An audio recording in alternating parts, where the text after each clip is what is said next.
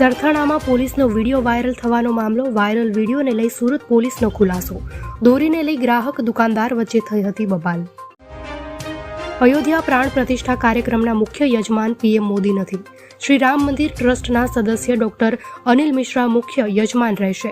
આજથી 7 દિવસ સુધી તેઓ યજમાનની ભૂમિકા ભજવશે. રામ મંદિરમાં પ્રસ્થાપિત થનારી રામલલ્લાની મૂર્તિની પહેલી તસવીર. રામલલ્લાને પાલખીમાં મંદિરની ચારે બાજુ ભ્રમણ કરાવાયું. મૂર્તિનું પ્રતિકાત્મક ભ્રમણ કરાવાયું. અસલી અભિષેક 22મી જાન્યુઆરીએ. કેબિનેટ બેઠક બાદ પ્રવક્તા મંત્રી ઋષિકેશ પટેલનું નિવેદન. આદિજાતિ બાંધવોને સ્પર્શતી 5 દિવસની વન સેતુ ચેતના યાત્રાનું આયોજન. 14 જિલ્લામાંથી પસાર થઈ અંદાજિત 1000 કિલોમીટરનું અંતર કાપશે આ યાત્રા. રાજ્યના નગરોમાં ઇઝ ઓફ લિવિંગની વૃદ્ધિને વ્યાપક બનાવવાનો નિર્ણય. 6 નગરપાલિકામાં ખાનગી સોસાયટી જનભાગીદારી યોજનાના 109 કામોને મંજૂરી.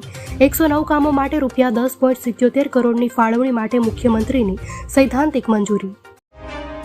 માંડલ અંધાપા કેસમાં આરોગ્ય તંત્ર હરકતમાં. આરોગ્ય મંત્રી ઋષિકેશ પટેલે દર્દીઓની લીધી મુલાકાત. હોસ્પિટલમાં દર્દીઓ પાસેથી મેળવી માહિતી. વડનગરમાંથી મળ્યા 2800 વર્ષ જૂના પુરાતત્વીય અવશેષો.